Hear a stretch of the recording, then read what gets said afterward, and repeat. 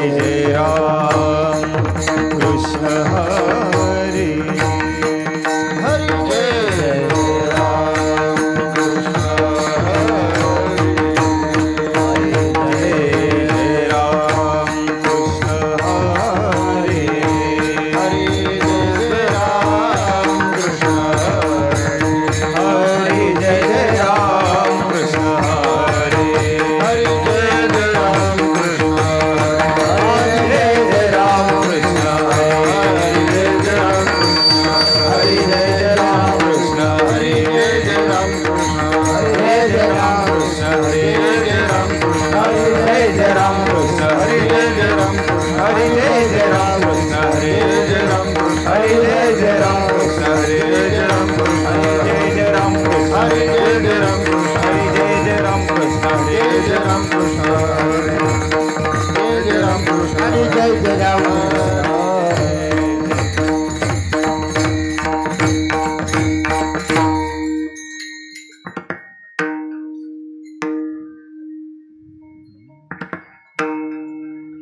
रूप पाहता लोचनी सुख झाले ओ साजने तो हा विठ्ठल बरवा तो हा विठ्ठल बरवा तो हा विठ्ठल बरवा तो हा माधव बरवा रूप पाहता लोचनी सुख झाले हो साजने तो हा विठ्ठल बरवा तो हा विठ्ठल बरवा तो हा विठ्ठल बरवा तो हा माधव बरवा रूप पाहता लोचनी सुख झाले ओ साजने तो हा विठ्ठल बरवा तो हा विठ्ठल बरवा तो हा विठ्ठल बरवा तो हा माधव बरवा रूप पाहता लोचनी सुख झाले हो साजने तो हा विठ्ठल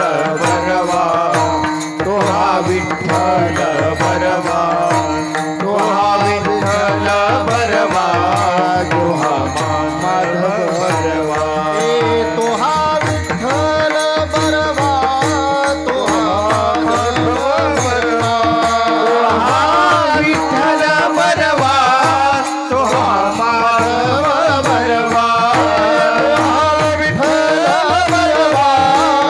हा माधव बरवा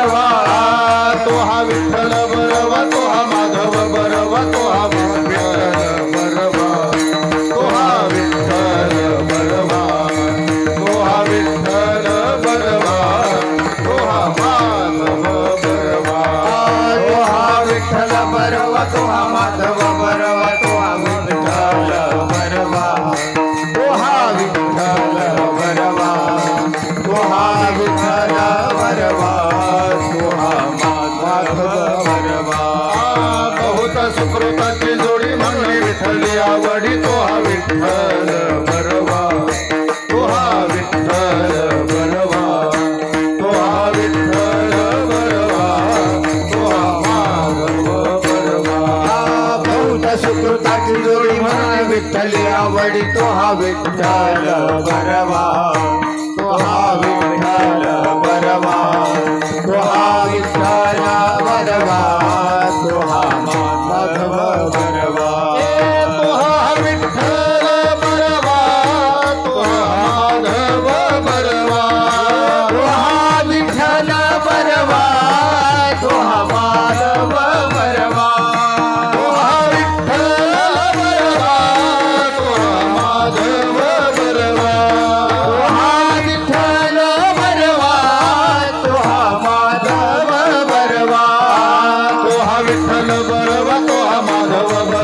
हा विठ्ठल बरवा तो हा विठ्ठल बरवा तो हा विठ्ठल बरवा तो हा माधव बरवा तो हा विठ्ठल बरवा तो हा माधव बरवा तो हा विठ्ठल बरवा तो हा विठ्ठल बरवा तो हा विठ्ठल बरवा तो हा माधव बरवा सर्व सुखाचे आगर देवीवर तो हा विठ्ठल बरवा तो हा विठ्ठल बरवा तो हा विठ्ठल बरवा तो हा माधव बरवा सर्व सुखाचे आगर वापर देवीवर तो हा विठ्ठल बरवा तो हा विठ्ठल बरवा तो हा विठ्ठल बरवा तो हा माधव बरवा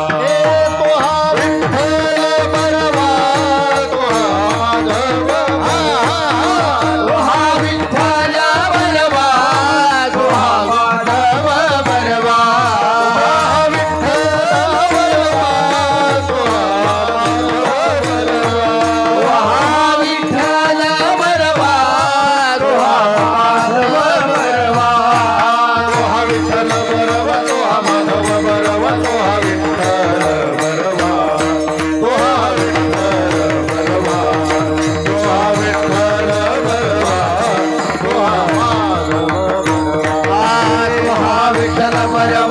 माधव बरवा तो हा विठ्ठल बरवा तो हा विठ्ठल बरवा तो हा विठ्ठल बरवा तो हा माधव बरवा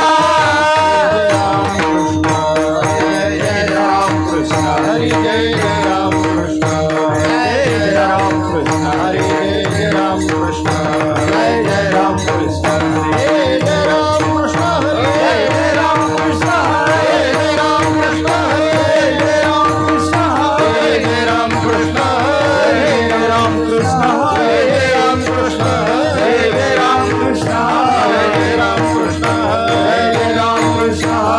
हरी जय राम कृष्ण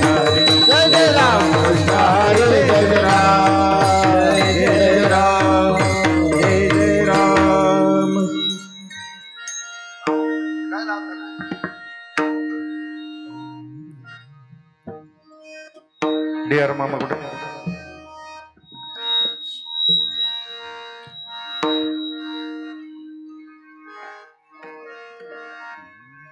नाना महाराज गंभीर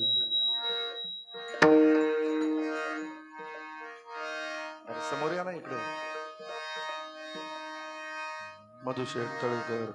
मधुशेठ तळेकर शांताराम मामा डोंबरे पाटील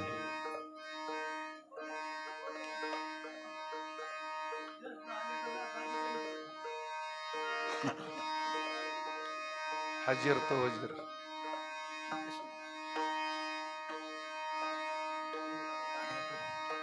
बीजा पोटी फळे रसाळ गोमटी फळे रसाळ गोमटी फळे रसाळ गोमटी शुद्ध बीजा पोटी फळे रसाळ गोमटी फळे रसाळ गोमटी फळे रसाळ गोमटी शुद्ध बीजा पोटी फळे रसाळ गोमटी फळे फळे रसाळ गोमटी फळे रसाळ गोमटी शुद्ध बीजा पोटी फळे रसाळ गोमटी फळे रसाळ गोमटी फळे रसाळ गोमटी मुखे अमृताचे वाणी देह देवाचे कारणी देह देवाचे कारणी देह देवाचे कारणी मुखे अमृताची वाणी देह देवाचे कारणी देह देवाचे कारणी देह देवाचे कारणी सर्वांग निर्मळ चित्त जैसे गंगाजळ चित्त जैसे गंगाजळ चित्त जैसे गंगाजळ सर्वांग निर्मळ चित्त जैसे गंगाजळ चित्त जैसे गंगाजळ चित्त जैसे गंगाजळ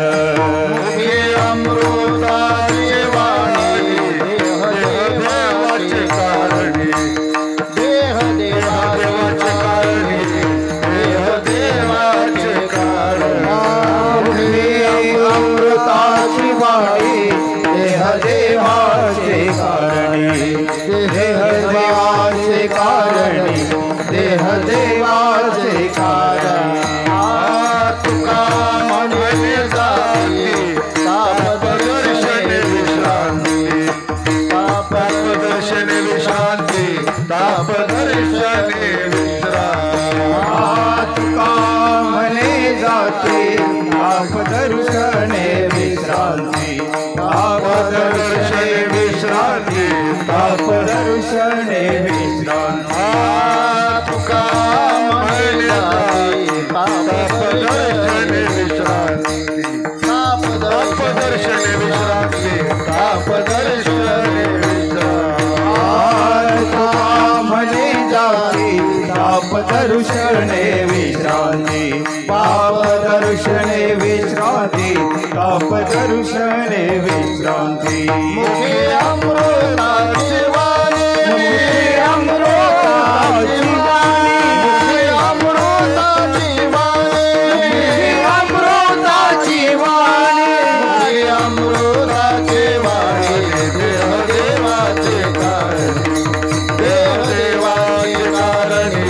देह देवाचे कारण मुखे अमृताची वाणी देह देवाचे कारण देह देहाचे कारणे देह देवाचे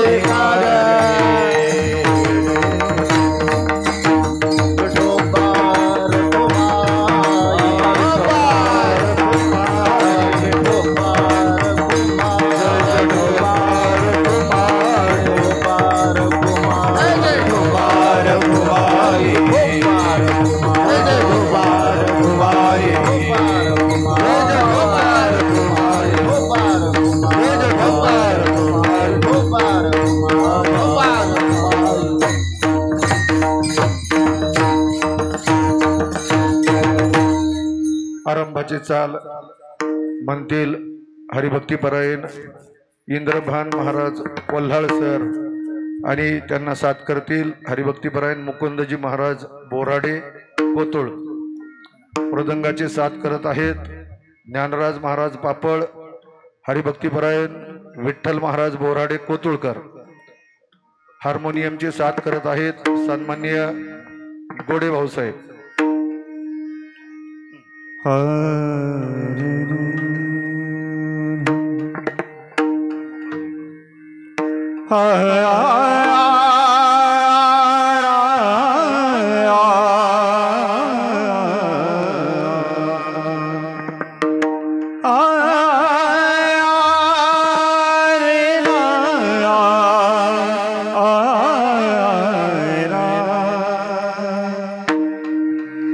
शुद्ध बीजा पोटी शुद्ध बीजा पोटी शुद्ध बीजा पोटी शुद्ध बीजा पोटी बीजा पोटी शुद्ध बीजा पोटी शुद्ध बीजा पोटी शुद्ध बीजा पोटी शुद्ध बीजा पोटी शुद्ध बीजा पोटी शुद्ध बीजा पोटी शुद्ध बीजा पोटी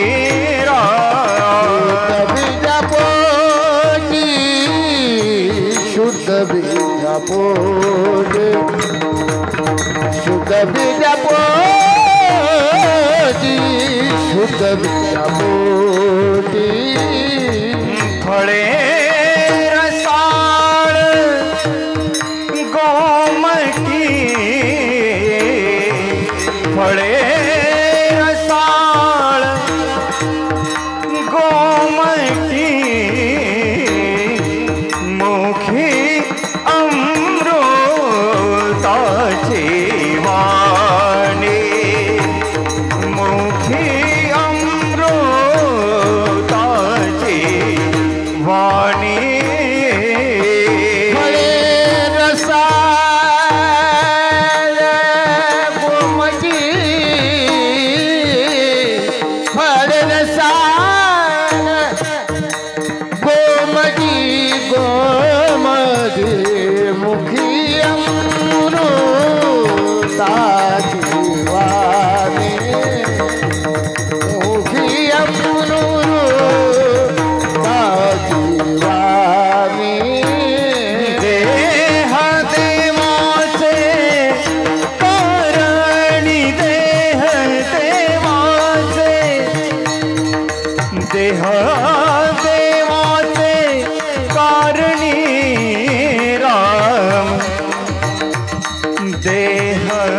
देवाचे कारणी देह देवाचे कारणी देह देवाचे कारणी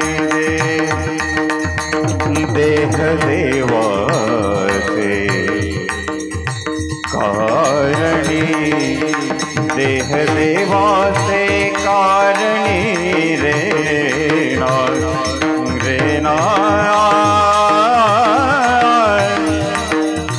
देह देवाचे कारणी देह देवाचे कारणी देह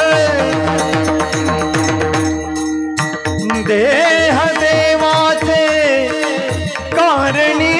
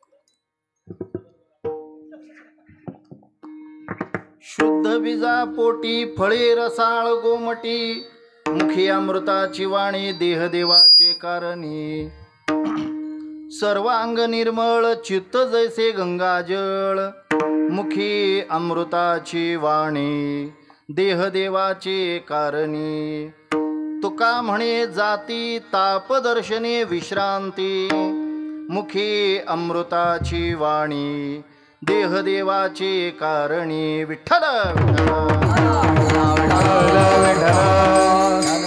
महायोग पीठे तटे भीमरथ्या वरम पुंडरीकाय दातुम निंद्रैः समागत तिष्ठन्तमानंद कंदम परब्रह्मलिंगम भजे पांडुरंगम पांडुरंगा करू प्रथम नमन पांडुरंगा करू प्रथम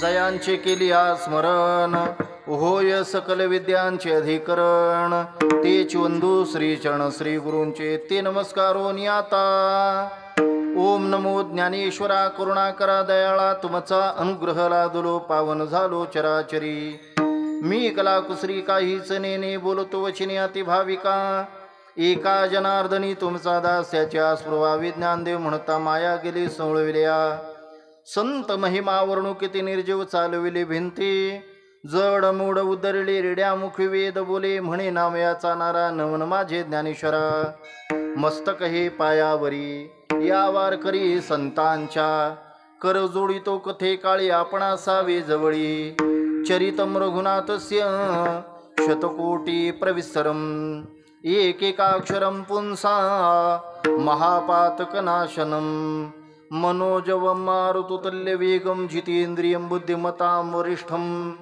वातात्मजं वानरयूथमुख्यं श्रीरामदूतं शरणं प्रपद्ये लोकाभिरामं रणरङ्गधीरं राजीवनेत्रं रघुवंशनाथं कारुण्यरूपं करुणाकरन्तं श्रीरामचन्द्रं शरणं प्रपद्ये वसुदेवसुतं देवं कौसचानूरमर्दनं देवकी परमानन्दं कृष्णं वन्दे जगद्गुरु कृष्णाय वासुदेवाय हरये परमात्मने प्रणतक्लेशनाशाय गोविन्दाय नमो नमः या देवी सर्वभूतेषु शक्तिरूपेण संस्थिता नमस्ये नमस्ये नमस्ये नमो नमः सेवे लागी सेवक झालो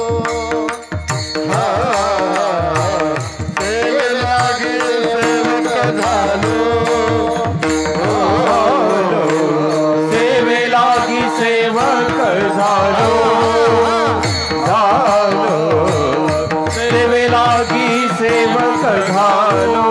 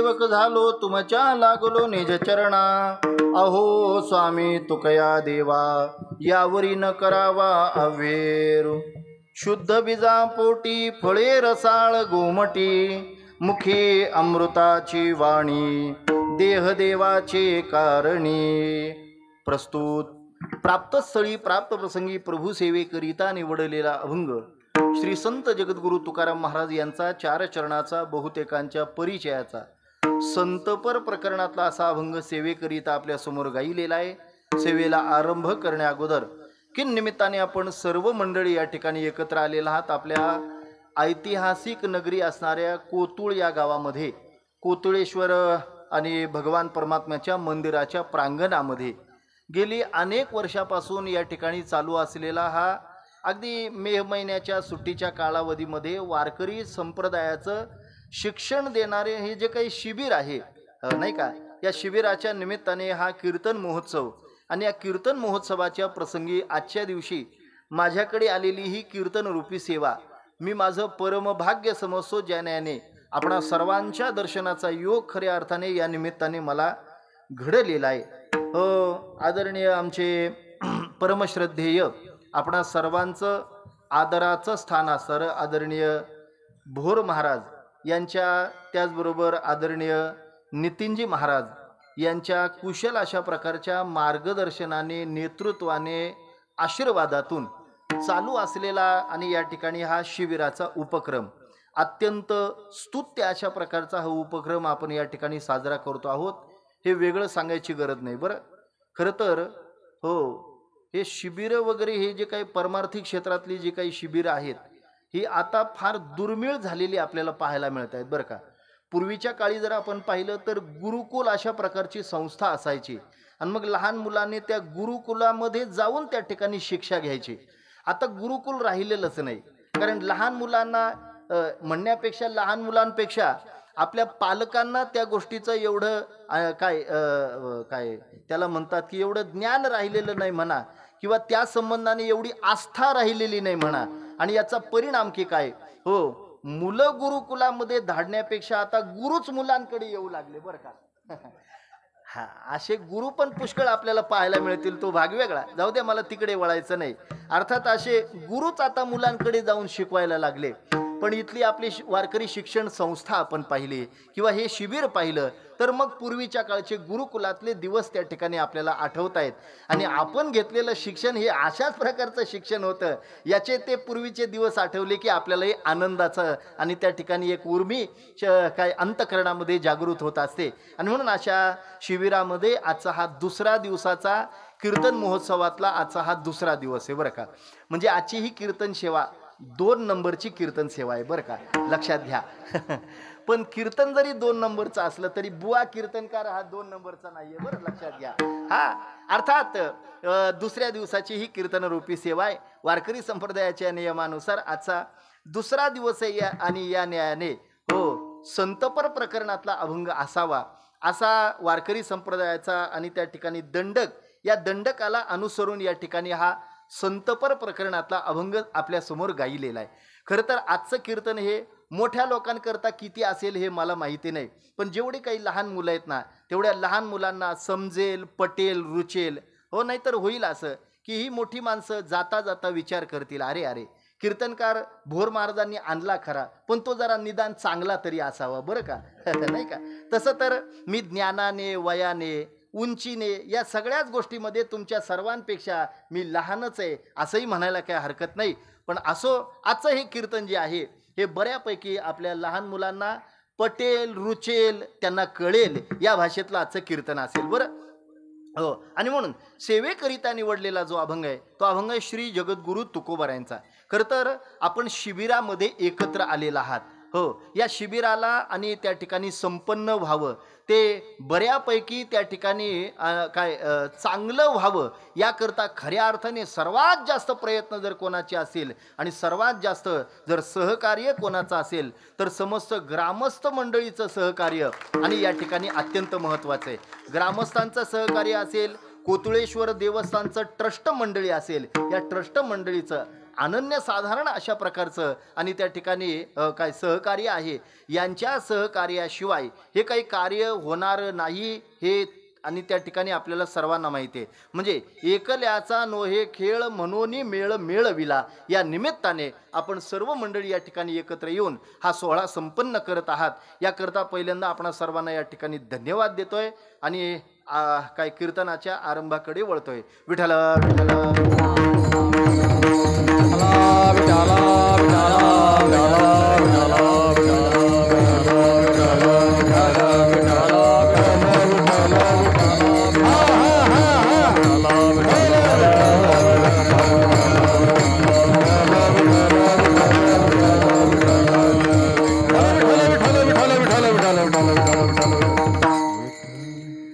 ज्यांच्या आशीर्वादाने हा सोहळा या ठिकाणी संपन्न होतोय.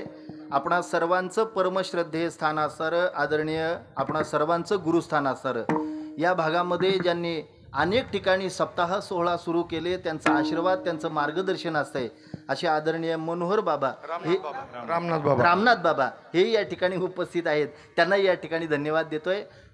मला वाटतं भोळेवाडीला त्यांची आणि आपली भेट झालेली होती. भोळेवाडीला भेट झाली होती. अर्थात रामनाथ बाबा या ठिकाणी उपस्थित आहेत. त्यांना या ठिकाणी धन्यवाद देतोय. आपण सर्वजण या ठिकाणी उपस्थित आहात. आपणाही सर्वांना या ठिकाणी धन्यवाद.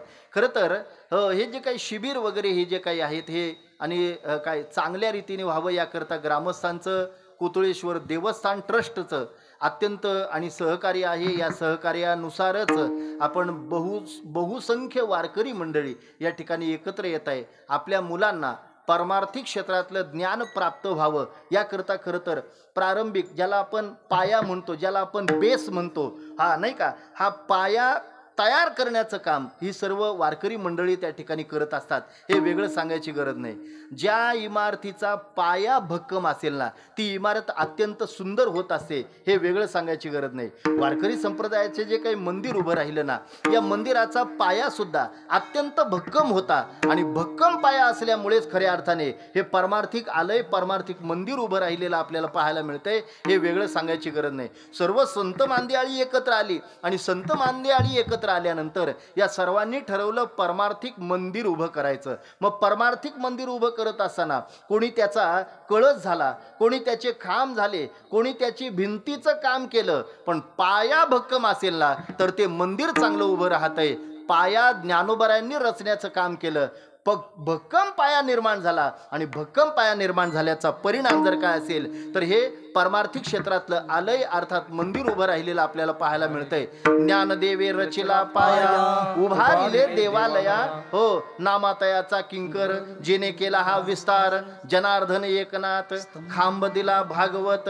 अर्थात हो तुका झाला से कळस भजन करा सावकाश. अर्थात बहिणाबाई महाराजांचा हा अभंग सर्वांच्या परिचयाचा आहे. अर्थात हो ज्याचा बेस ज्याचा पाया ज्याचा भक्कम झालेला आहे ना हो त्याला परमार्थिक क्षेत्रातली वाट ही कधीच अडचणीची ठरत नाही. हे वेगळं सांगायची गरज नाही. खऱ्या अर्थाने हो वारकरी संप्रदाय मी अगदी त्या ठिकाणी हो जाणीवपूर्वक शब्द वापरतोय. वारकरी संप्रदाय हो जगातल्या संप्रदायामध्ये एक संप्रदाय असा आहे की जिथे चांगली माणसं घडवण्याचं काम त्या ठिकाणी आपण करतोय बरं का. हे वेगळं सांगायची गरज नाही. वेगळं सांगायची गरज नाही. म्हणजे शिबिरामध्ये आलेली जी काही जवळजवळ 150-200 विद्यार्थी त्या ठिकाणी आहेत. आदरणीय महाराजांच्या त्या ठिकाणी हो शिक्षण संस्थेमध्ये 70-80 मुलं त्या ठिकाणी निवासी राहून त्या ठिकाणी शिक्षण घेत आहेत.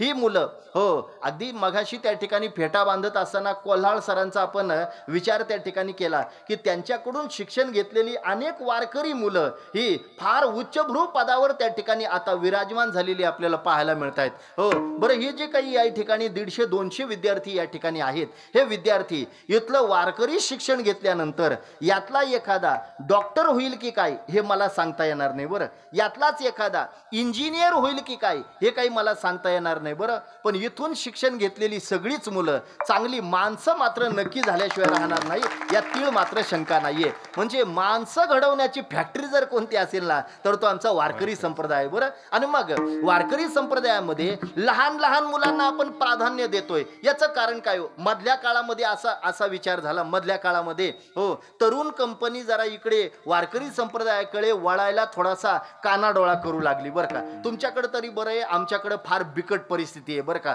हो नाही का, म्हणजे टाळ घेऊन सुद्धा 80च्या पुढचेच म्हातारी मंडळी त्या ठिकाणी असायची. बरं का, त्यांच्याबद्दल आपल्याला अजिबात विरोध नाहीये, पण तुम्हाला एक सत्य मात्र मानावं लागेल की या लोकांनी लहान लहान मुलांना एकत्र गोळा करून पारमार्थिक शिक्षण त्या काळामध्ये दिलंच नाही. हे आपल्याला मान्य करावं लागेल. बरं का, उदाहरणार्थ एखादा पोरगा जर टाळ घेऊन एखाद्या भजनामध्ये बसला की भजनामध्ये बसल्यानंतर त्याच्या विचाराचा टाळ चुकतोय ना, चुकू द्या ना, एकदा टाळ चुकेल, दोनदा टाळ चुकेल, पण तुम्हाला म्हणतो एखादा त्या भजनांच्यातला एखादा म्हातारा असा असतो ना, तो म्हणतो ए पोरा तुझा टाळ चुकला, ठेव खाली. तो पोरगा तेव्हा टाळ ठेवतो. तो टाळ परत केव्हा उचलतो माहितीये? तो जेव्हा सांगणारा मरतो ना तेव्हाच तो टाळ उचलतो. तो म्हटला तोपर्यंत आता या टाळाला शिवायचं सुद्धा नाही. त्याच्या पिंडाला जेव्हा कावळा शिवतो ना तेव्हाच हा टाळाला शिवतो. बरं का, जाऊ द्या, मला सांगायचा भाव तो असा, ही प्रवृत्ती मधल्या काळामध्ये जरा आणि उदयाला आलेली होती आणि त्याचा परिणाम की काय हो, तरुण मंडळी जरा इकडे येण्याकरता मागे पुढे पाहत होती. बरं का, आणि आता मात्र या ठिकाणी अनेक प्रकारचं शिबिर आणि त्या ठिकाणी होतंय. हो, आमच्या भागात सुद्धा अनेक ठिकाणी या आणि शिबिरामध्ये आम्ही त्या ठिकाणी भेटीगाठी दिल्या आणि एक चांगलं वातावरण निर्मिती या निमित्ताने होत असे. परमार्थिक आपला जो काही पाया आहे हा पाया या ठिकाणी भक्कम होत असतो. बरं का, बरं मग लक्षात घ्या, इथं वारकरी शिक्षण घेण्याकरता किंवा शिबिरामध्ये येण्याकरता हो, मग मोठ्या मंडळीला त्या ठिकाणी हो प्रवेश नाहीये का? मोठ्या मंडळीला तर प्रवेश आहेच हो, पण ही जी लहान लहान मुलं आहेत ना हो, यांना आपण त्या ठिकाणी अग्रस्थान देतो. याचं कारण काय हो? याचं कारण आपल्याला त्या ठिकाणी सांगावं लागेल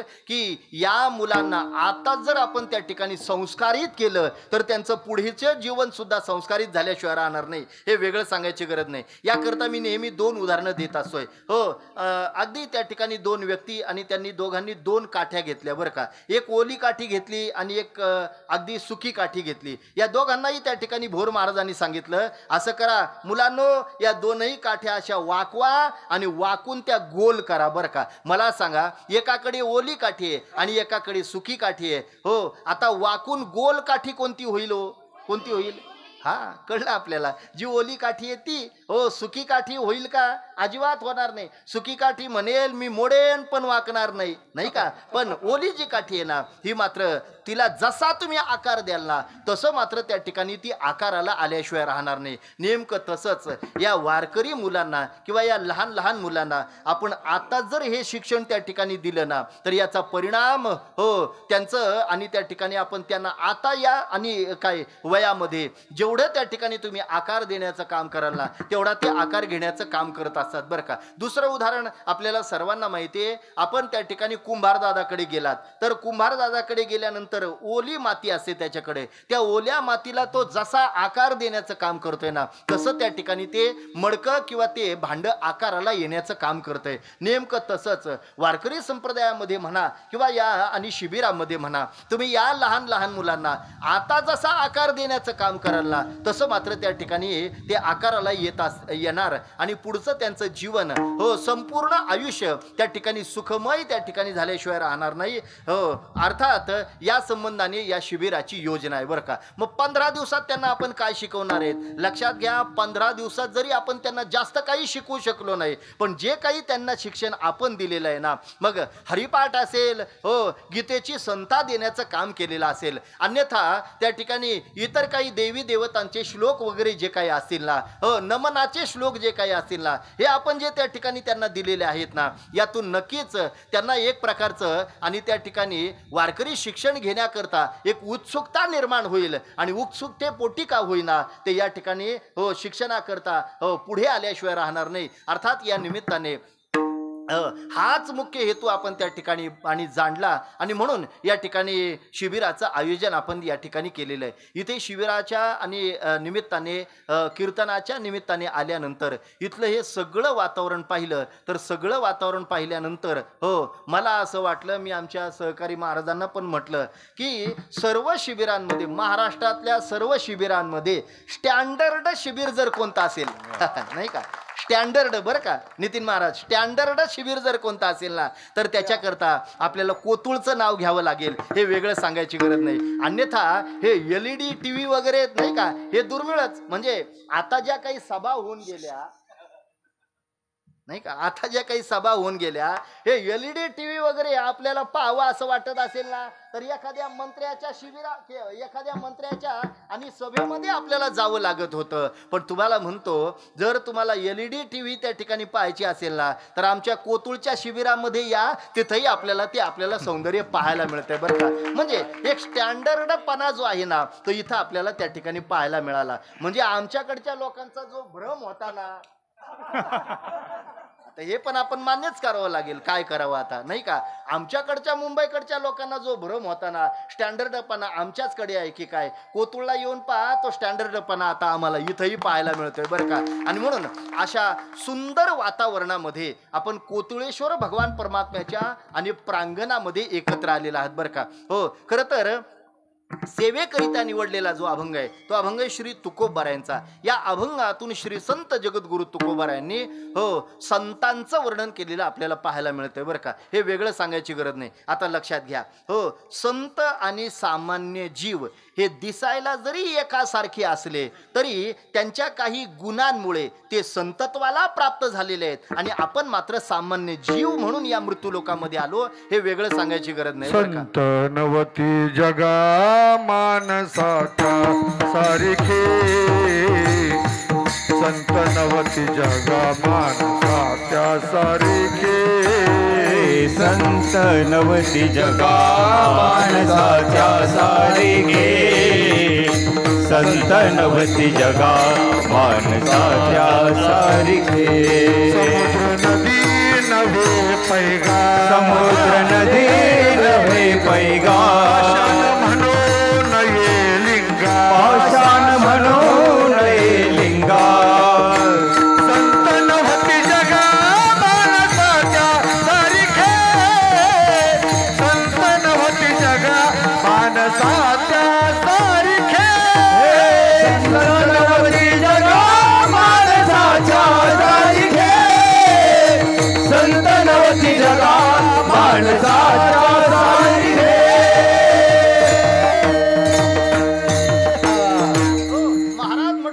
दिसायला ते जरी माणसासारखे असले तरी असायला मात्र ते संत आहेत. हे वेगळं सांगायची गरज नाही बरं का. याकरता महाराजांनी प्रमाण मांडलं.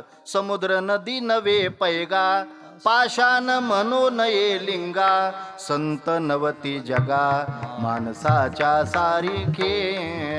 ते दिसायला माणसासारखे असतात, त्यांचा व्यवहार माणसासारखा असतो बरं का. हे वेगळं सांगायची गरज नाही. त्यांचं ऐकणं माणसासारखं आहे, बोलणं माणसासारखं आहे, राहणं माणसासारखं आहे. पण संत नवती जगा माणसाच्या सारखे.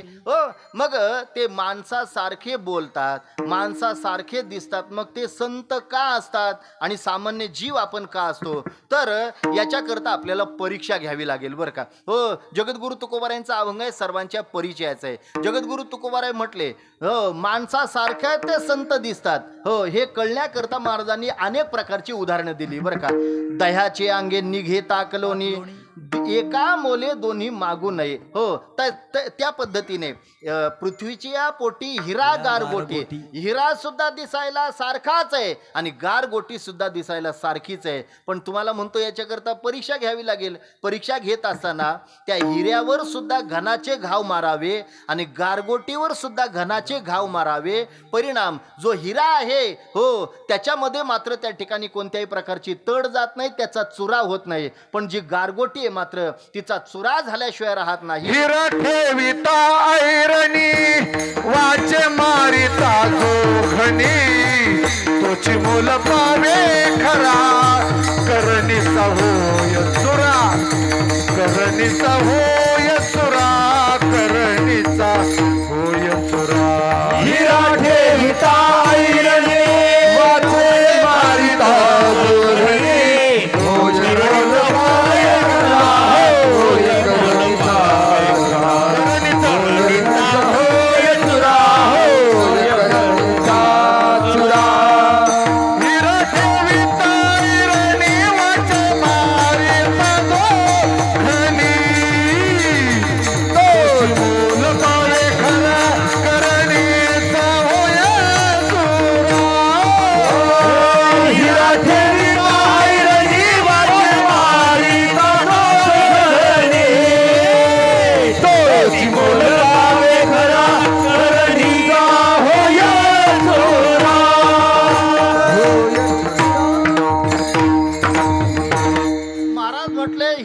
गारगोटी दिसायला सारखी आहे, पण याच्यातला असली हिरा कोणता हे जर आपल्याला तपासावा असं वाटत असेल ना, तर याकरता आपल्याला परीक्षा घ्यावी लागेल. ती परीक्षा घेतली महाराजांनी. महाराज म्हटले, हिरा ठेविता ऐरणी, वाचे मारिता जो घनी, तोची मोल पावे खरा, करणीचा होय चुरा. अर्थात जी गारगोटी आहे तिचा चुरा झाल्याशिवाय राहत नाही. जो असल खरा जो हिरा आहे ना, एकतर तो त्या घनामध्ये घुसेल, नाहीतर मग त्या ठिकाणी त्या आयरनीमध्ये तरी घुसेल बरं का, नाही का. अर्थात या संबंधाने दिसायला जरी सारखे असले तरी परीक्षा घेतली तरी खरा कोण आणि खोटा कोण हे आपल्याला कळतंय बरं का. तसं सामान्य जीव आणि संत जरी दिसायला सारखे असले ना, तरी सुद्धा त्यांच्यामध्ये परीक्षा घेतली, त्यांचे गुण पाहिले, तर गुण पाहिल्यानंतर आपल्याला सामान्य मनुष्य कोण आणि संत कोण हे आपल्याला कळतंय बरं का. मग आता एक लक्षात घ्या, संत आशे प्राप्त होणं हे अत्यंत दुर्लभ आहे, हे वेगळं सांगायची गरज नाही बरं का. आपल्याला सर्वांना त्या ठिकाणी प्रमाण पाठ आहेत बरं का.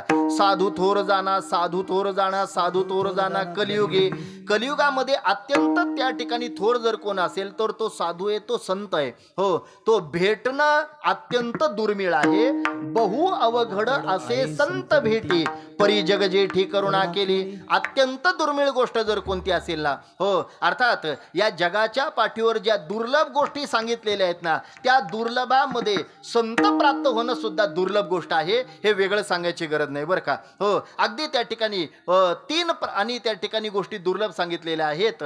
मनुष्यत्वम, मुमुक्षुत्वम, महापुरुषस्य संश्रया, या तीन गोष्टी अत्यंतिक दुर्लभ आहेत. यापैकी पहिली गोष्ट दुर्लभ जर कोणती असेल ना, तर मनुष्य देह प्राप्त होणं अत्यंत दुर्लभ आहे, मनुष्यत्वम. अर्थात यानंतर मुमुक्षु अवस्था अर्थात वैराग्य प्राप्त होणं अत्यंत दुर्लभ आहे, ही दुसरी गोष्ट दुर्लभ आहे. आणि तिसरी गोष्ट साधूची भेट होणं मात्र अत्यंत दुर्लभ आहे बरं का. अर्थात या कलियुगामध्ये असा साधू जर आपल्याला ओळखावा असं वाटत असेल तर त्याची काही लक्षणं सांगितलेली आहेत बरं का. ती लक्षणं सांगत असताना श्री जगद्गुरु तुकोबारायांना कोण्या भाविकाने प्रश्न विचारला, महाराज या अगोदर आम्ही तुमच्याकडे त्या ठिकाणी याचक म्हणून त्या ठिकाणी आलेलो होतो आणि अनेक प्रकारच्या शंका आम्ही निर्माण केलेल्या होत्या.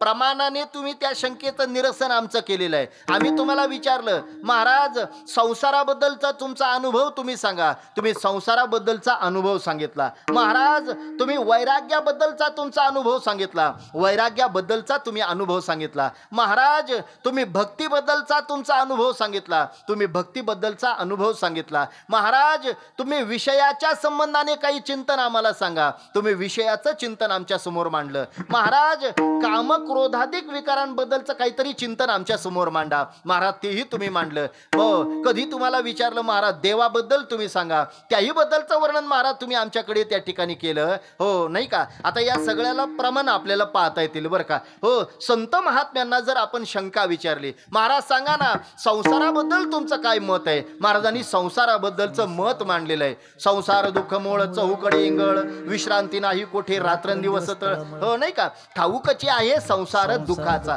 या मृत्यू लोकाला जर आपण संसार म्हटलेलं आहे तर ज्ञानोबारायांनी सुद्धा सांगितलेलं आहे, या मृत्यू लोकामध्ये येऊन एखाद्याला सुखाची प्राप्ती झाली असं पाहायला काय पण ऐकायला सुद्धा मिळत नाही. ज्ञानोबाराय वर्णन करतायत, मृत्यूलोकी सुखाची कहाणी ऐकी जेल कवणाची श्रवणी, कैसी सुखनिद्रा अंथरुणी इंगळाच्या. महाराज म्हटले विस्तवावर झोपून जशी एखाद्याला सुखाची झोप लागत नाही ना, तसं या मृत्यूलोकामध्ये येऊन एखाद्याला सुखाची काय सुख मिळालं असं पाहायला काय पण ऐकायला सुद्धा मिळत नाही. अर्थात संसाराबद्दलचं हे वर्णन आमच्या संत महात्म्यांनी केलेलं आपल्याला पाहायला मिळतंय. बरं चला, त्यांना जर आपण भक्तीबद्दल विचारलं ना, तर मग हेची थोर भक्ती आवडती देवा, संकल्पावी माया संसाराची. हो, भक्तीचं वर्म त्यांनी आपल्या समोर मांडलं. बरं चला, त्यांना जर आपण त्या ठिकाणी वैराग्याबद्दल विचारलं तर वैराग्याबद्दल विचारल्यानंतर महाराज म्हटले, व मिलिया अन्ना लाळ न घोटे रसना किंवा सोडीला संसार माया तयावरी फार. ही प्रमाण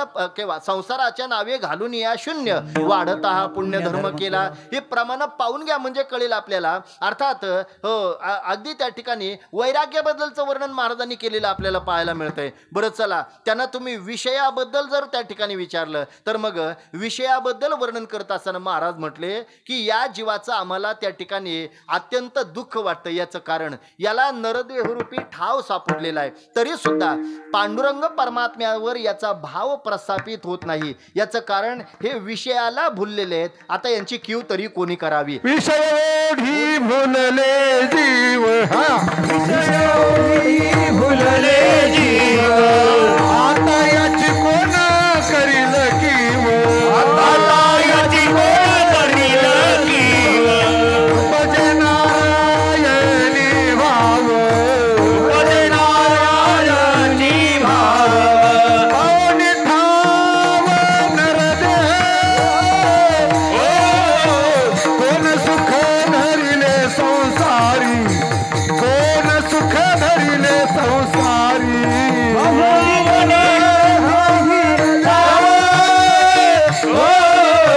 कोण सुख दिले संसारी, कोण सुख धरिले संसारी. विषयाबद्दल वर्णन करत असताना महाराजांनी खेद व्यक्त केलेला आहे. विषय ओढी भुलले जीव, विषय ओढी भुलले जीव, आता कोण करील यांची कीव. नुपजे नारायणी भाव, पावो निठाव नरदेह. अर्थात यांना नरदेह रूपी ठाव सापडलेला आहे, तरी सुद्धा पांडुरंग परमात्म्यावर यांचा भाव प्रस्थापित होत नाही. हो का? हे विषयाला भुललेले आहेत. आता यांची कीव तरी कोणी करावी. विषयाबद्दलचं वर्णन महाराजांनी केलेलं आहे. चला त्यांना कामक्रोधाधिक विकारांबद्दल जर विचारलं ना, ज्ञानोबराय त्याचं वर्णन करतायत बरं का. ज्ञानोबराय म्हटले, जो कामासक्त झालेला आहे, जो क्रोधासक्त झालेला आहे, जो लोभासक्त झालेला आहे, त्याचं नेमकं होतंय काय. महाराज ज्ञानोबराय म्हटले, त्याचाही सत्कार होतोय, त्यालाही शाल श्रीफळ नारळ सगळं मिळतंय, पण त्याचा सत्कार इथं होत नाही, त्याचा सत्कार मात्र नरकामध्ये होतोय बरं का. ज्ञानोबराय वर्णन करतायत, या कामक्रोध लोभा तीही माझी असे जो उभा, तो निरयपुरीची सभा सन्मान उपावे, त्याचाही सन्मान होतोय, पण त्याचा सन्मान मात्र नरकामध्ये होतोय. हे वेगळं सांगायची गरज नाही बरं का. अर्थात त्याच्याबद्दल विचारलं संतांना, संतांनी त्याही बद्दलचं वर्णन केलेलं आहे. बरं चला त्यांना देवाबद्दल विचारा. देवाबद्दल विचारल्यानंतर सुद्धा त्यांनी देवाबद्दलचं वर्णन, त्यांचा स्वतःचा अनुभव सांगितलेला आहे. देव चतुर जाणून अंतर्वर्त तसे. भगवान आहे कसा, तो चतुर आहे. याच्या पुढचं विशेषण वापरलं, चतुरा तो शिरोमणी, गुणलावण्याची खाणी, मुकुट सकळ मनी, धन्य तुझी विठोबा. अर्थात देवा एवढा चतुर या जगाच्या पाठीवर कुणीच नाहीये बरं का. म्हणजे मी नेहमी सांगत असतोय, जिथं माणसाची बुद्धी संपते ना, तिथून ज्याची सुरुवात होते त्याला देव म्हणतात बरं का. हो, देवा एवढा चतुर या जगाच्या पाठीवर कोणीच नाहीये. अगदी उदाहरण घ्यायचं झालं तर एका मिनिटात मी तुम्हाला उदाहरण पटवून देऊ शकतोय. इथं 200-400 लोक बसलेली आहेत असं समजा. या 400 लोकांनी एकामेकाच्या चेहऱ्याकडे जरी पाहिलं तरी देवाचं चतुरपण आपल्याला कळेल. या 400 लोकांमध्ये देवाने एकासारखा दिसणारा एक तयार केला नाही बरं का. मी म्हणतो 400च काय घेऊन बसलात, 4,000 घ्या, 40,000 घ्या, हो 4 लाख घ्या, 40 लाख घ्या, 4 कोटी घ्या, 40 कोटी घ्या, नाही तर 50 कोटी घ्या, नाही का. हो, एवढे जरी लोक एकत्र आले तरी सुद्धा आपल्याला एक आणि त्या ठिकाणी देवाचं चतुरपण कळेल. देवाने एकासारखा दिसणारा एक तयार केला नाही. ऐकणारे लोक म्हणतील, बरे का बुवा, जर त्याने एकासारखे दिसणारे एक तयार केले नाही तर जुळ्याबद्दल तुमचं काय मत आहे. त्याने जुळे तयार केले की, ऐका ना, त्याने जुळे तयार केले पण त्यातही काहीतरी फरक करून ठेवलेला आहे. एखादा काळा असेल तर एखादा गोरा असेल, एखादा उंच असेल तर एखादा असा ठेंगणा असतो, एखादा पातळ असेल माझ्यासारखा. कळलं आपल्याला. एखादा पातळ असेल तर एखादा जाडा असतोय, म्हणजे त्याच्यातही काहीतरी फरक करून ठेवलेला आहे. पण देवाने एकासारखा दिसणारा एक तयार केला नाही. हे देवाचं चतुरपण आहे बरं का. लक्षात घ्या. याच्या उलटा विचार करा. जर देवाने एकासारखे दिसणारे एक तयार केले असते तर काय झालं असतं. अहो, मी म्हणतो नावं ठेवायची गरजच लागली नसती, अशा पाट्या बांधाव्या लागल्या असत्या. MH04 ठाणा पाशिंग,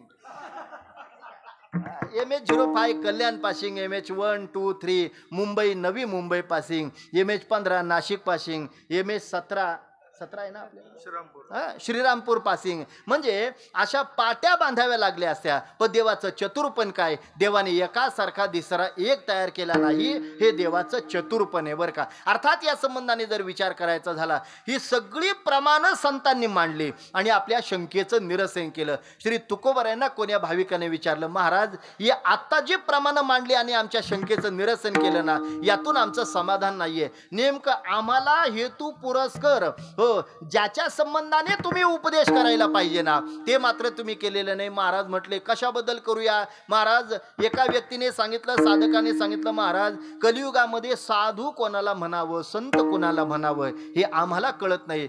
जरा गुणाने तुम्ही सांगाल तर बरं होईल. त्या संत महात्म्यांचे काही गुण महाराजांनी या अभंगातून आणि त्या ठिकाणी प्रगट केलेले आहेत आणि या अभंगातून संत नेमकं कोणाला म्हणावं याबद्दलचं वर्णन केलं अभंगाच्या शेवटच्या चरणातून. तुका म्हणे जाती, तुका म्हणे जाती, तुका म्हणे जाती, तुका म्हणे जाती, तुका म्हणे जाती, तुका म्हणे जाती, तुका म्हणे जाती, तुका म्हणे जाती. तापदर्शने विश्रांती, तापदर्शने विश्रांती, ही अमृताची वाणी, मोखी अमृताची वाणी.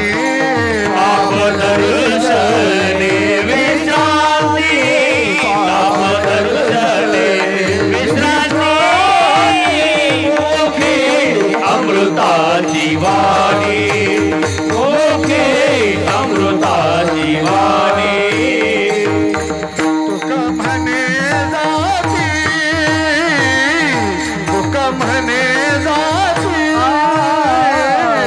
तुका म्हणे जाती, तुका म्हणे जाती. तापदर्शने विश्रांती, तापदर्शने विश्रांती, मुखी अमृताची वाणी, वाणी, मुखी अमृताची वाणी.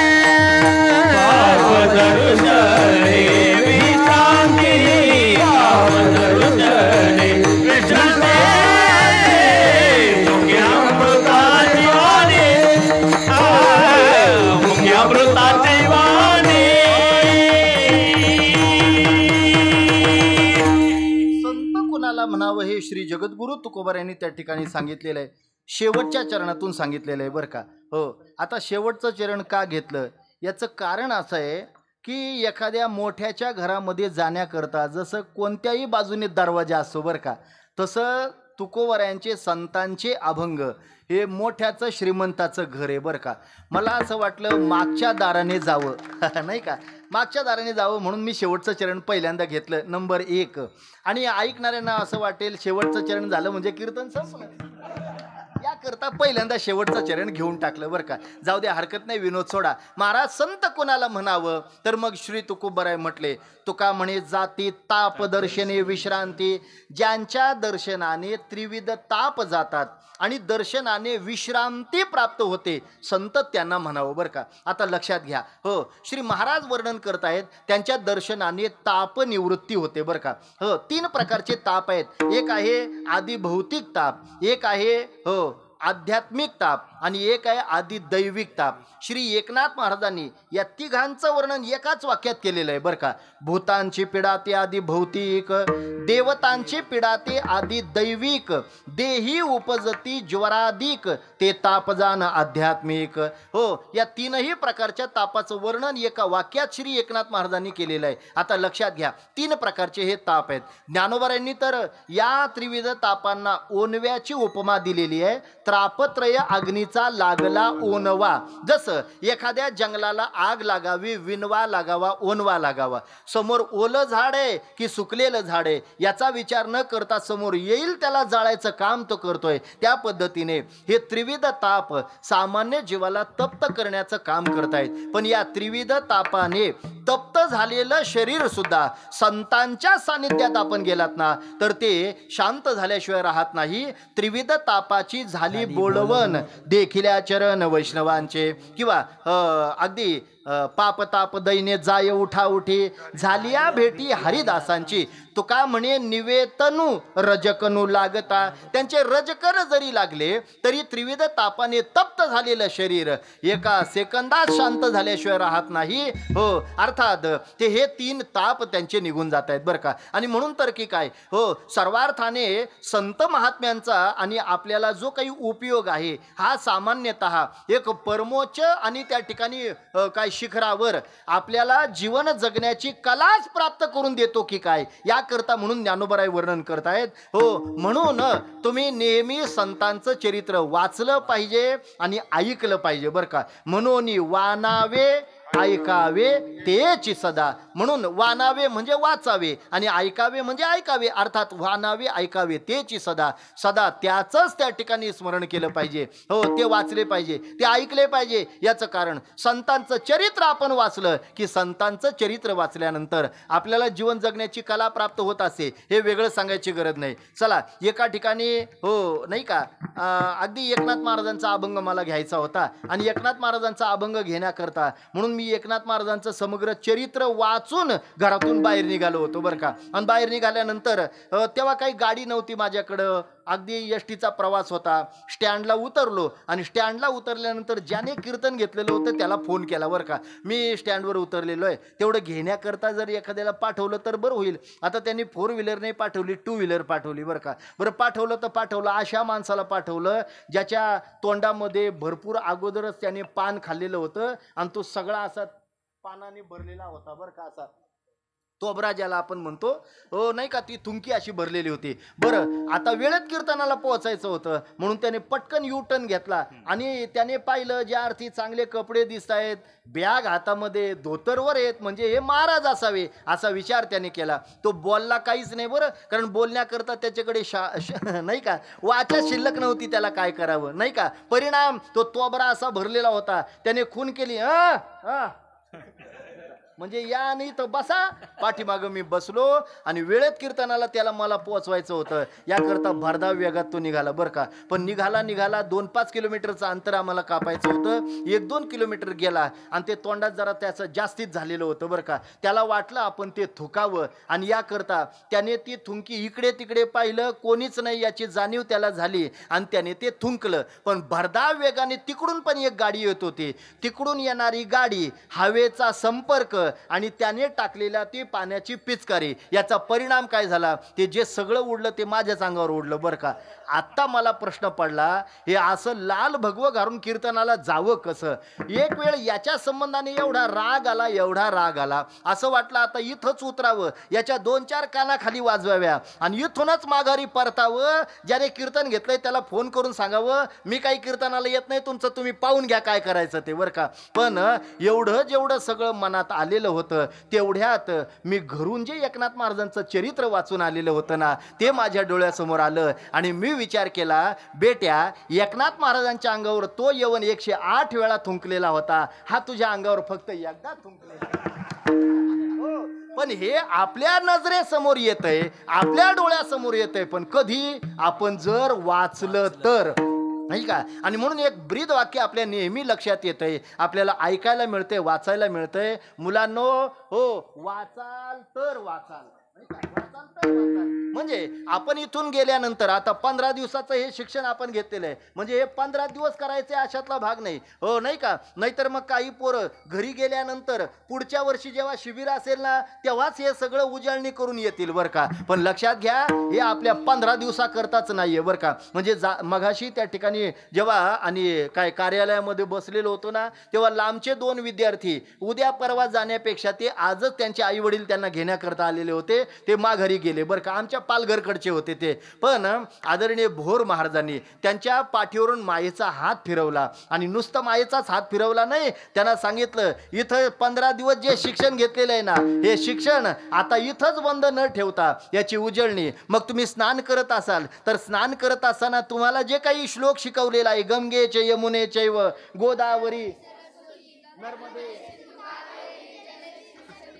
वा क्या बात आहे. जरा टाळ्या वाजवा की यांच्याकरता.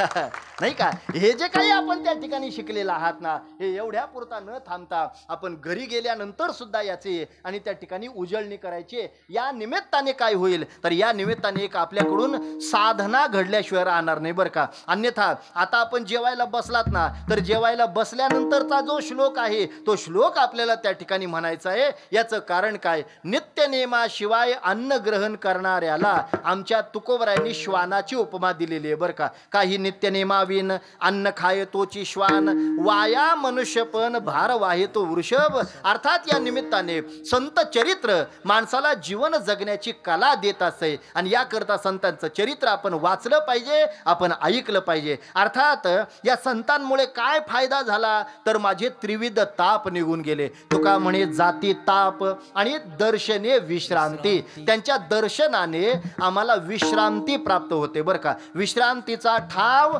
पायी संताची अभाव. खऱ्या अर्थाने हो, सामान्य जीवाला विश्रांतीचं ठिकाण जर कोणतं असेल ना तर ते संत महात्मे आहेत, हे वेगळं सांगायची गरज नाही. याच्याही पुढे जाऊन सांगू तुम्हाला. अहो संतांनाच काय काय सामान्य जीवालाच काय देवाला सुद्धा विश्रांती मिळावी असं वाटत असेल ना तर याकरता एकमेव ठिकाण जर कोणतं असेल ना तर ते संतच आहेत, हे वेगळं सांगायची गरज नाही. नामा म्हणे देवा चला तया ठाया, विश्रांती घ्यावया कल्पवरी, विश्रांती घ्यावया कल्पवरी. नामा म्हणे देवा चला तया ठाया, विश्रांती घ्यावया कल्पवरी, विश्रांती घ्यावया कल्पवरी.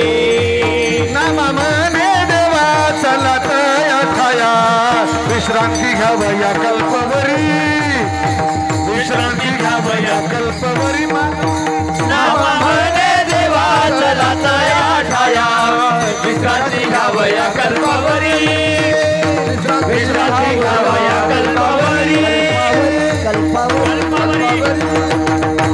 महाराज म्हटले देवाला सुद्धा विश्रांतीचं ठिकाण जर कोणतं असेल ना तर ते म्हणजे केवळ आणि केवळ संत आहेत बरं का.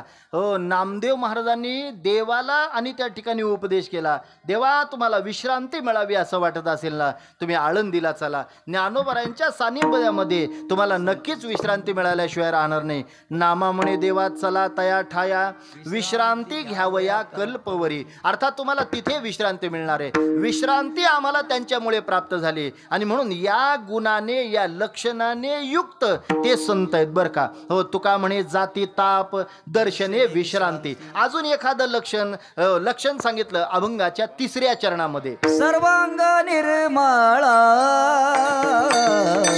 सर्वांग निर्मळ, सर्वांग निर्मळा, सर्वांग निर्मळ, सर्वांग निर्मळ, सर्वांग निर्मळ, सर्वांग निर्मळ, सर्वांग निर्मळ, सर्वांग निर्मळ, सर्वांग निर्मळ, सर्वांग निर्मळ, सर्वांग निर्मळ, सर्वांग निर्मळ, सर्वांग निर्मळ, सर्वांग निर्मळ, सर्वांग निर्मळ. चित्त जैसे गंगा जला, चित्त जैसे गंगा जला, मुखी अमृताची वाणी, मुखी अमृताची वाणी, ओ मुखी अमृताची वाणी, मुखी अमृताची वाणी. चित्त जैसे गंगा जळ, चित्त जैसे गंगा जळ, मुखी अमृताची वाणी, मुखी अमृताची वाणी, मुखी अमृताची वाणी, मुखी अमृताची वाणी. सर्वांग निर्मळ,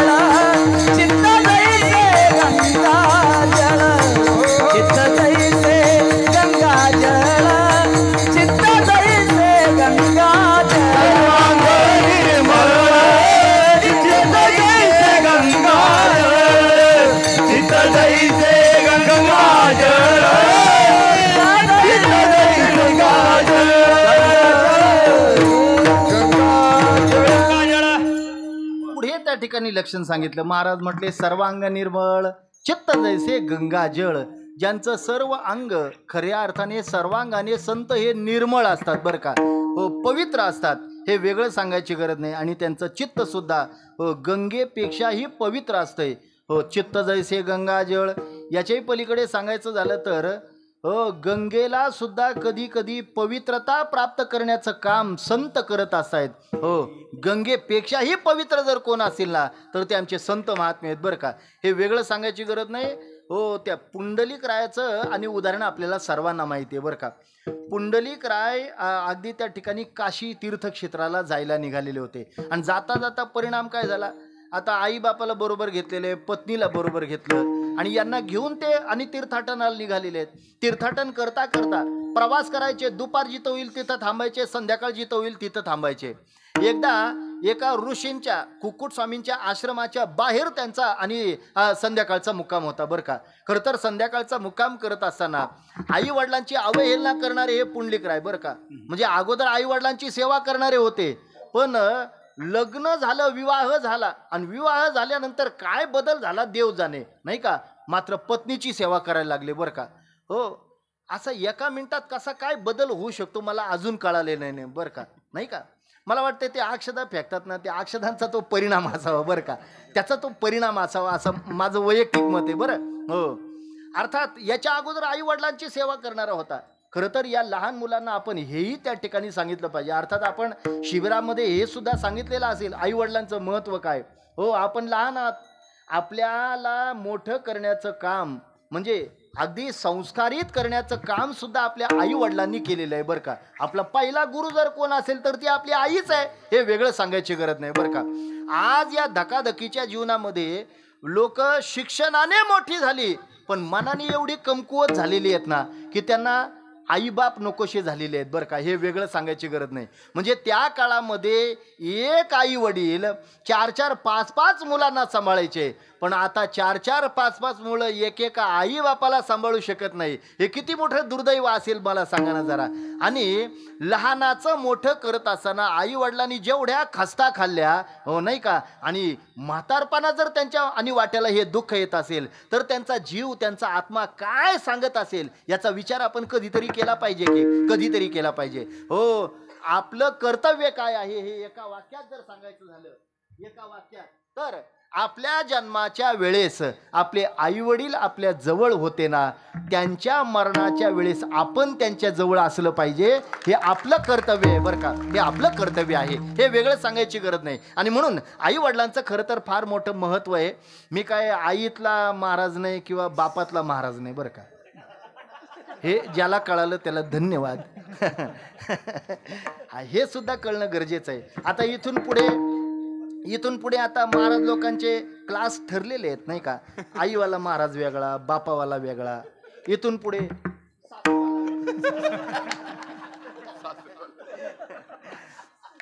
जाऊ द्या, विनोद सोडा, मला याबद्दल काही म्हणायचं नाही किंवा कोणावर टीकाही करायची नाही. ज्याचं जसं चाललेलं आहे तसं चालू द्या. पण आपण कुठेतरी संतांच्या प्रमाणाला आता बगल देत चाललेलो आहोत, हे आपण मात्र जाणीवपूर्वक लक्षात ठेवलं पाहिजे बरं का. कुठे आपण महाराजांचं प्रमाण म्हणायचं जेणेकरून मूर्ती ठसावी अंतरी श्रीहरीची, ऐसी कीर्तन मर्यादा संतांच्या घरची, हे कुठं प्रमाण ठेवायचं आपण सांगा ना.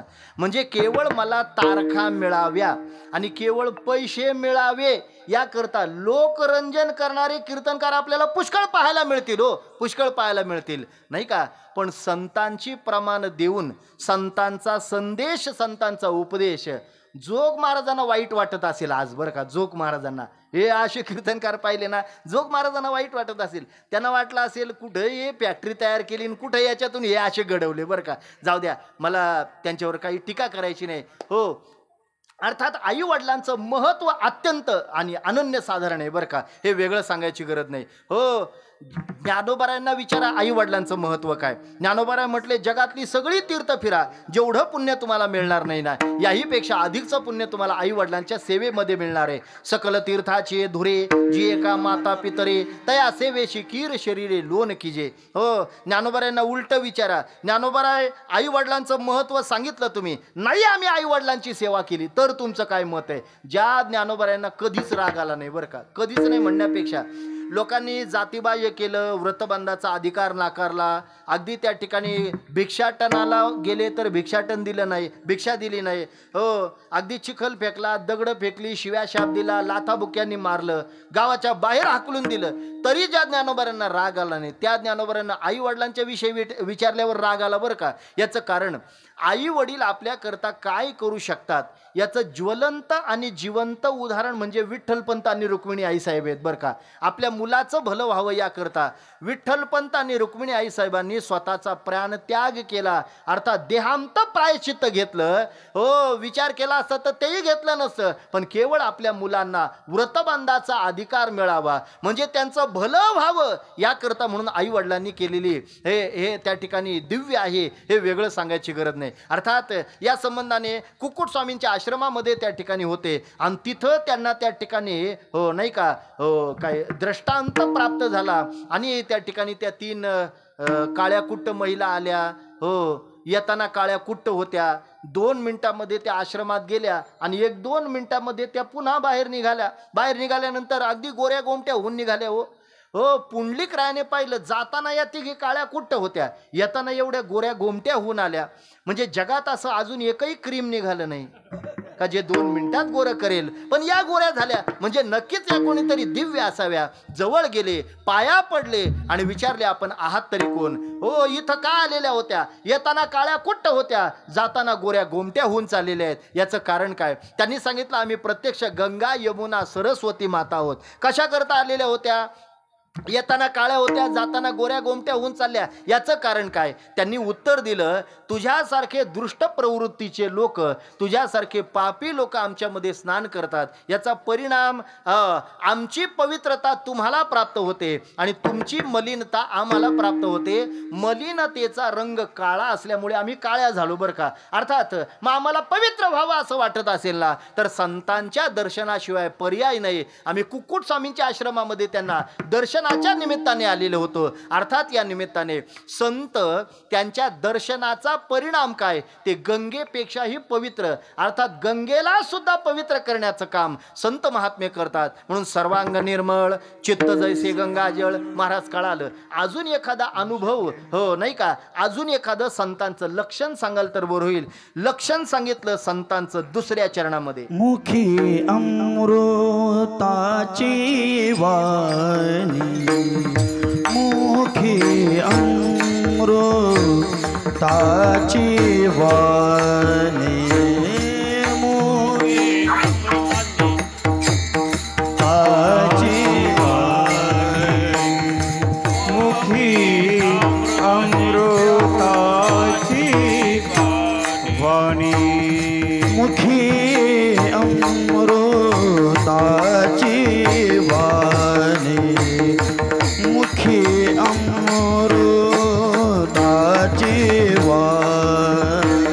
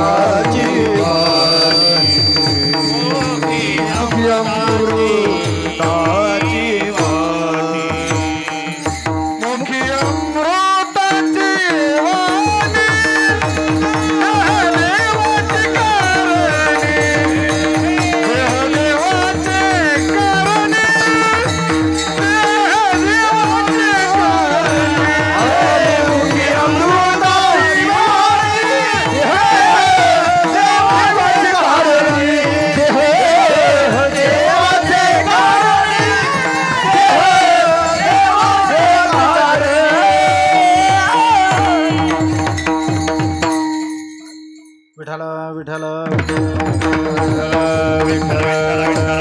महाराज म्हटले मुखी अमृताची वाणी, देहदेवाचे कारणी. संतांचं लक्षण सांगितलं, ज्यांच्या मुखामध्ये अमृतमय वाणी असते आणि ज्यांचा देहच देवाच्या कारणाकरता लागलेला आहे, देवा करतात त्यांनी आपला देह जिजवलेला आहे, त्यांना खऱ्या अर्थाने संत म्हणावं. हो, अमृतमय वाणीने संत बोलत असतात बरं का. आता ज्ञानोबा यांचा विचार केला तर ज्ञानोबा आपल्याला बोलावं कसं हे सुद्धा शिकवलेलं आहे बरं का. हो, एकंदर वाणीचे 12 दोष आहेत. आटू, वेगू, विंदाणू वगैरे त्या ठिकाणी 12 दोष सांगितलेले आहेत. माणसाने आटू म्हणजे अडखळत बोलू नये, हो नाही का. वेगू म्हणजे वेगाने बोलू नये, दुसऱ्याला दुःख होईल, वाईट वाटेल असं माणसाने बोलू नये. हे वाणीचे 12 दोष सांगितलेले आहेत.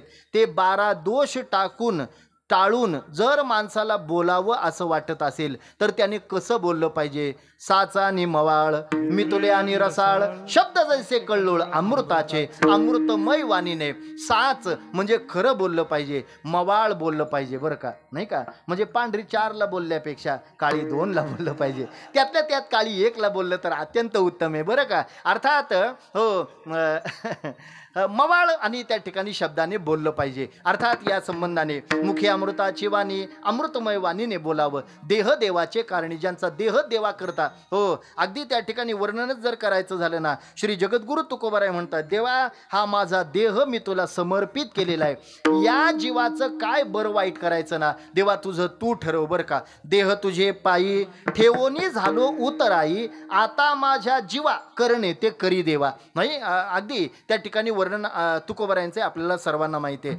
ज्यांचा देहच देवाच्या कारणाकरता आहे आणि अमृतमय वाणीने जे बोलतात ना त्यांना संत म्हणावं. महाराज कळालं. आता आमची एक शंका आहे. शंका अशा प्रकारची आहे, हो, संत महात्म्यांचा विचार करायचा झाला तर माणसासारखे असतात, पण या लक्षणाचा जर विचार करायचा झाला तर ते संतत्वाला प्राप्त झालेले आपल्याला पाहायला मिळत आहेत. पण मग महाराज एक आहे का असे, हो, अगदी त्या ठिकाणी दृष्टक आणि त्या ठिकाणी परिवारामध्ये सुद्धा, राक्षसी परिवारामध्ये सुद्धा असे अनेक संत आलेले आपल्याला पाहायला मिळत आहेत. मग जर त्यांचं कुळ राक्षसी होतं तर मग त्या राक्षसी कुळामध्ये ते संत निर्माण झाले कसे, ते भक्त निर्माण झाले कसे, याचं कारण आम्हाला सांगा. त्याचं कारण सांगितलं महाराजांनी अभंगाच्या पहिल्या चरणामध्ये. शुद्ध बीजा पोटी, शुद्ध बीजा पोटी, शुद्ध बीजा पोटी, शुद्ध बीजा पोटी, शुद्ध बीजा पोटी,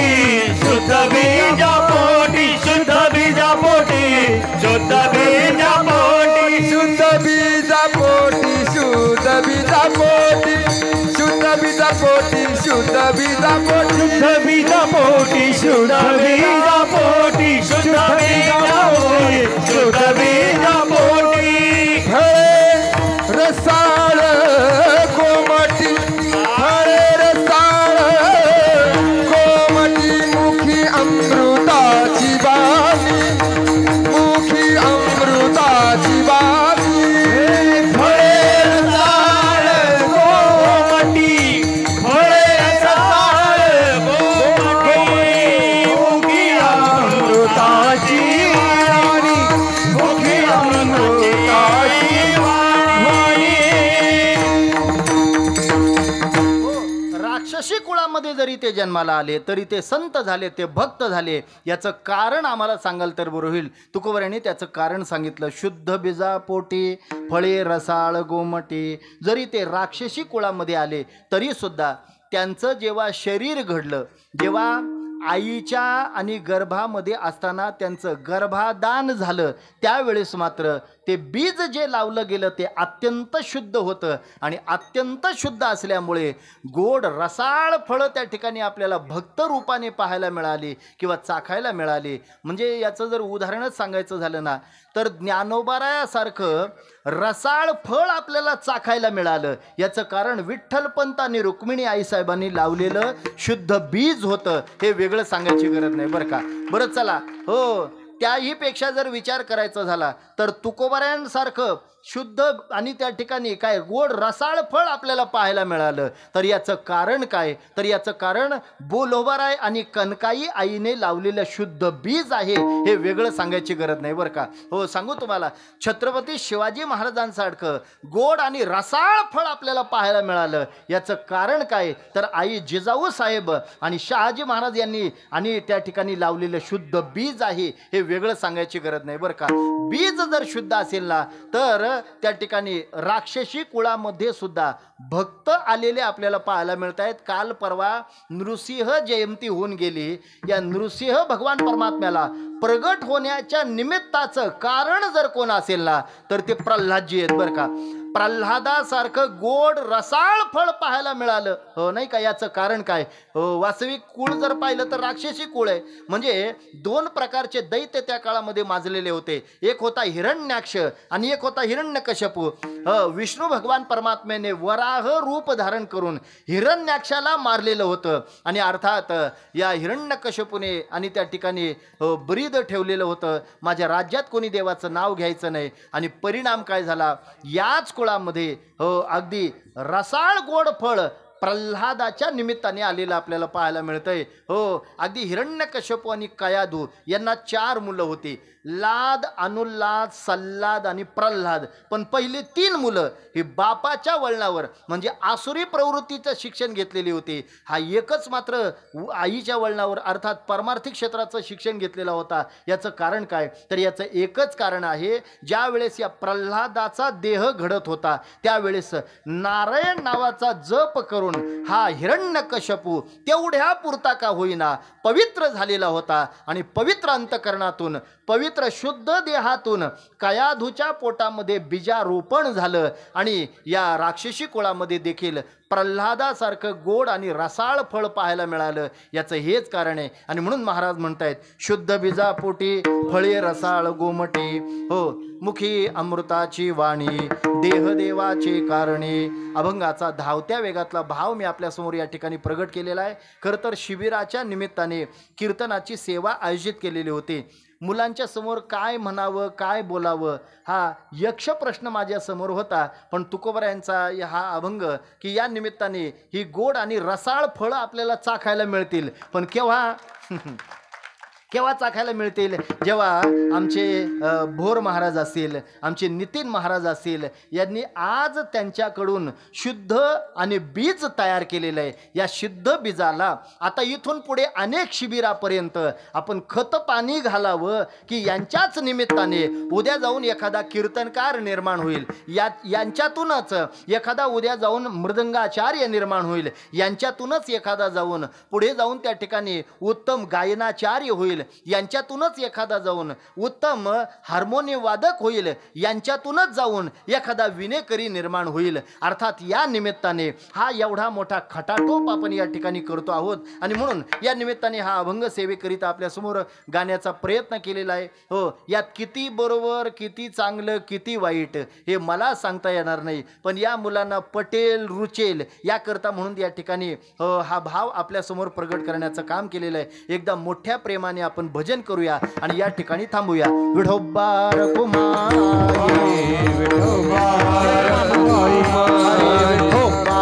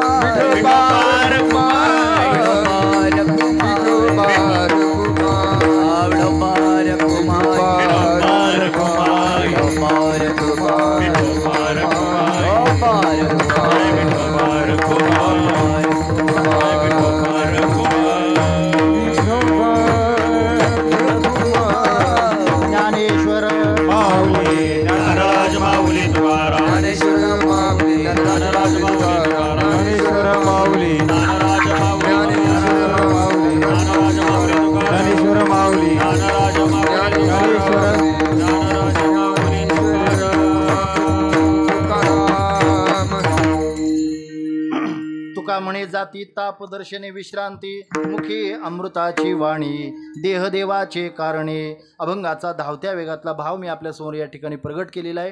हो, वारकरी आणि संप्रदायाचं शिक्षण देण्याच्या निमित्ताने हे जे काही आपण शिबिर आयोजित केलेलं आहे, या शिबिरातला कीर्तन महोत्सव आणि या कीर्तन महोत्सवातील आजच्या या दुसऱ्या दिवसाची कीर्तनरूपी सेवा आदरणीय भोर महाराज असतील, आदरणीय नितीन महाराज असतील, यांनी माझ्याकडे दिली.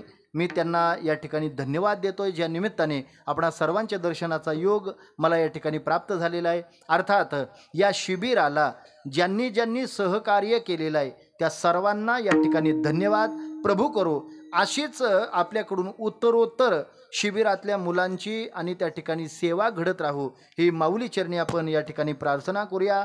अर्थात भगवान कोतुळेश्वराच्या मंदिराच्या प्रांगणामध्ये हा सोहळा आपण संपन्न करतोय. ही सेवा घडून आणण्याबद्दल मला बऱ्याच जणांनी सहकार्य केलं. आपल्याच मुलांच्या वारकरी मुलांमधील एक विनेकरी महाराज या ठिकाणी उभे राहिले आणि त्यांनी विण्याची सेवा दिली, याकरता त्यांनाही धन्यवाद. दोनही मृदंगाचार्यांनी उत्तम मला वाजवलं म्हणजे कीर्तनापुरता वाजवा, त्यांनाही या ठिकाणी धन्यवाद देतोय. सर्व टाळकरी मंडळीचे, विशेषतः सर्व गायनाचार्य महाराज मंडळीला, म्हणजे इकडची जर फळी आपण पाहिली ना तर मग एक एकाहुनी बळी रे, अशा प्रकारची ही दिग्गज मंडळी या ठिकाणी उपस्थित आहेत. स्वतः आदरणीय भोर महाराज या ठिकाणी अगदी माईक घेऊन वारकरी सांप्रदायिक चाली आपल्याला त्यांच्याकडून ऐकायला मिळत आहेत बरं का. हो, कारण त्या चालीसुद्धा आता दुर्मिळ होत चाललेल्या आहेत बरं, हे वेगळं सांगायची गरज नाही. आणि म्हणून त्यांच्याकडून आपल्याला उत्तम गायन ऐकायला मिळालं, त्यांनाही या ठिकाणी धन्यवाद. आदरणीय नितीन महाराजांनी सुंदर असं या ठिकाणी शिक्षण संस्था उभी केलेली आहे. अर्थात समस्त ग्रामस्थ मंडळीचं आणि कोतुळेश्वर देवस्थान ट्रस्ट मंडळीचं त्यांना एक उत्तम अशा प्रकारचं सहकार्य आहे. त्यांनीही या ठिकाणी उत्तम अशा प्रकारे आणि या ठिकाणी शिक्षण संस्था सुरू केलेली आहे, त्यांनाही या ठिकाणी धन्यवाद देतोय. आदरणीय आमचे सन्मित्र दीपकजी महाराज या ठिकाणी उपस्थित आहेत, त्यांनाही या ठिकाणी धन्यवाद देतोय. आदरणीय आमचे नितीन महाराज उपस्थित आहेत, त्यांनाही या ठिकाणी धन्यवाद देतोय. आमच्या सोबत आलेले आदरणीय अशोकजी महाराज घरद, त्यांनाही या ठिकाणी धन्यवाद देतोय. आदरणीय रमेश भाऊंनी सुद्धा फोन केलेला होता, त्यांनाही या ठिकाणी धन्यवाद देतोय. ज्ञात अज्ञात कीर्तनकार प्रवचनकार महाराज सर्वच जण या ठिकाणी उपस्थित आहेत. त्या सर्वांच्या चरणारविंद मी नतमस्तक होतोय, त्यांचे आशीर्वाद मला मिळावे ही प्रभू चरणी मी या ठिकाणी प्रार्थना करतोय. हो, आदरणीय बाबा या ठिकाणी उपस्थित आहेत, बाबांना या ठिकाणी धन्यवाद देतोय. माझा आवाज आपल्यापर्यंत चांगल्या रीतीने ज्यांनी पोहोचवला त्या सिस्टीमवाल्या दादांना सुद्धा धन्यवाद देतोय. चौकदारांनी चोख भूमिका बजावली, याकरता त्यांनाही धन्यवाद देतोय. एकंदर सर्वांना धन्यवाद देत असताना आपण सर्वजण बहुश्रुत मंडळी या ठिकाणी उपस्थित राहिलात, आपणाही सर्वांना धन्यवाद देतोय. या जी काही शिक्षण घेणारी मुलं आहेत, या मुलांचं जीवन इथून पुढच्या काळामध्ये एक अत्यंत दैदिप्यमान व्हावं अशी आपण माऊली चरणी या ठिकाणी कोतुळेश्वराच्या चरणी प्रार्थना करूया. आणि या ठिकाणी सेवेला पूर्णविराम देत असताना चाल म्हणायची पूर्णविराम देतो.